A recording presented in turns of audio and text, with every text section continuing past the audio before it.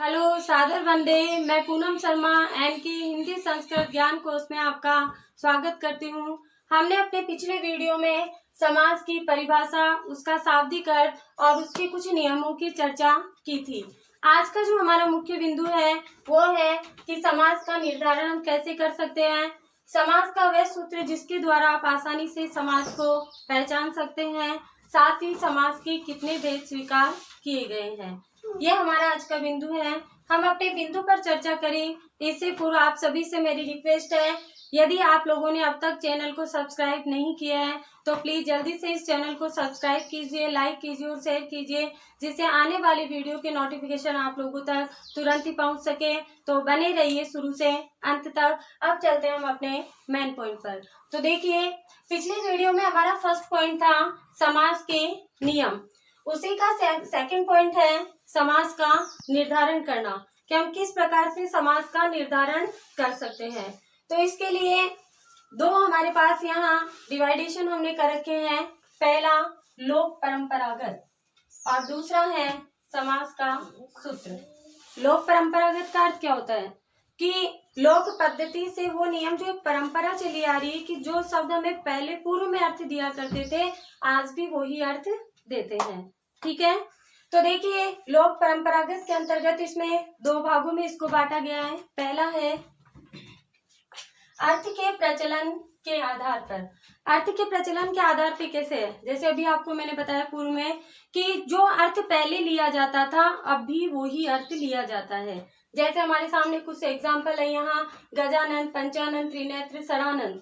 इनमें देखिए गजानन का हमें पता है किसके लिए शब्द अर्थ होता है, गणेश जी के लिए होता है। हालांकि इनके पूर्व जो विस्तृत चर्चा हम आने वाले समास में जो चर्चा करेंगे उसमें हम उनका विस्तार पूर्वक वर्णन करेंगे। इन सब में क्या है, जो पहले अर्थ लिया जाता था आज भी वही अर्थ लिया जाता है, तो उसके द्वारा हमें समास का निर्धारण करना होता है।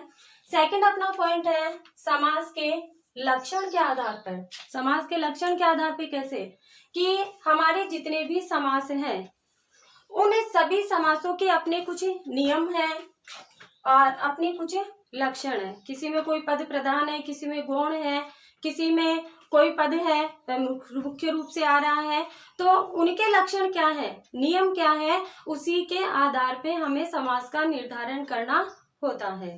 तो ये दो पॉइंट थे हमारे। सेकंड इसका पॉइंट है समास का सूत्र। आपके सामने लिखा हुआ है अब तक द्वित। देखते ही मेरे ख्याल से आप पहचान गए होंगे, यह सूत्र है जिसके द्वारा आसानी से हमें दो लाभ होते हैं। देखिए क्या यहाँ, एक तो समास की जो पद्धति यानी कि समास कितने हैं इस सूत्र के द्वारा हमें पता रहेगा। दूसरा इसका लाभ क्या होगा वो देखिए, अब तक द्विद, यहाँ हमारे सामने 6 अक्षर है, अ ब त क द्विद। तो देखिए हम दो दो अक्षरों के जोड़े बनाते हैं। पहला हमारा अब तक अ ब, फिर हम लेंगे तय का और फिर हम लेंगे द्विद का। तो देखिए अ और ब, अ का अर्थ है यहाँ अविभावी समास। अविभावी समास में क्या है पूरी चर्चा हम करेंगे सभी समासों के बारे में। ब का अर्थ है बहुव्रीहि समास। फिर लेते हैं हम दूसरा जोड़ा तय और क। तो तय का अर्थ है तत्पुरुष समास और कै का अर्थ है कर्मधारय समास। फिर आगे चलते हैं हम द्विद।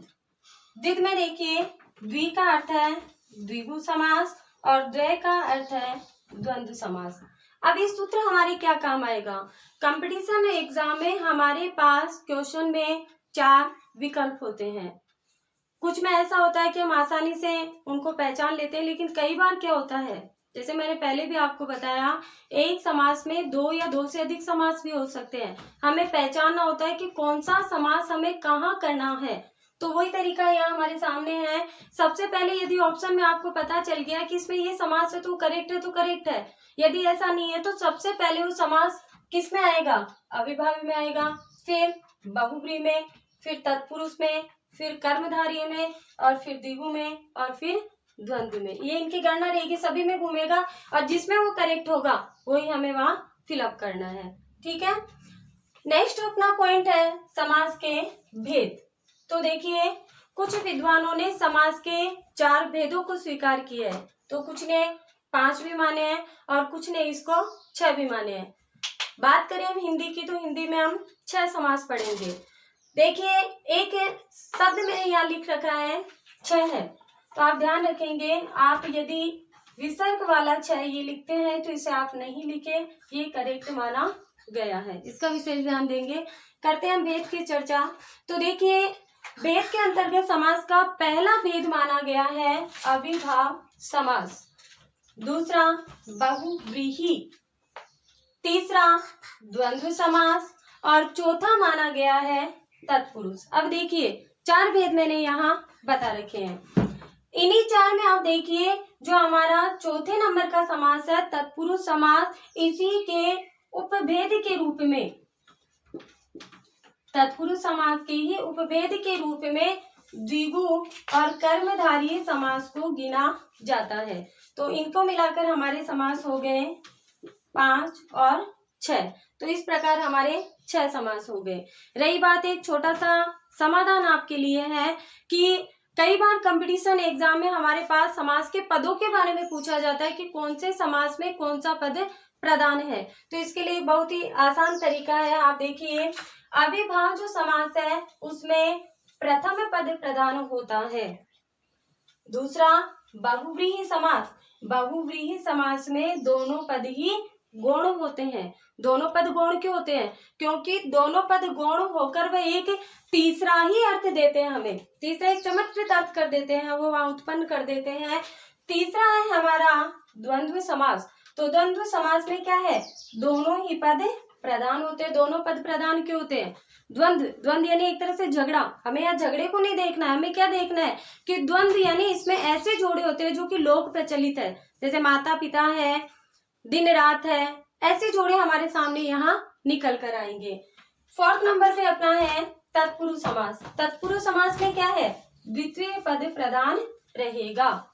अब देखिए, कंपटीशन एग्जाम में कई बार ये प्रश्न आ चुका है और कई बार पूछा जाता है कि जैसे कि द्विगु या कर्मधारय समास में कौन सा पद प्रधान होता है। तो हमारे माइंड में एक चीज रहती है कि तत्पुरुष जो समास है इसमें क्या है? द्वितीय पद प्रधान है।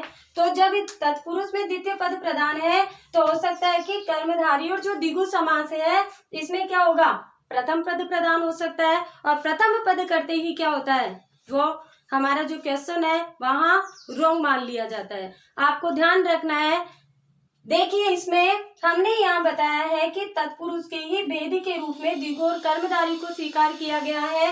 तो तत्पुरुष का पद कौन सा? द्वितीय पद प्रधान है। तो द्विगु और कर्मधारय का भी द्वितीय पद ही प्रधान रहेगा। आप विशेष ध्यान देंगे इस चीज का। आज के लिए इतना ही।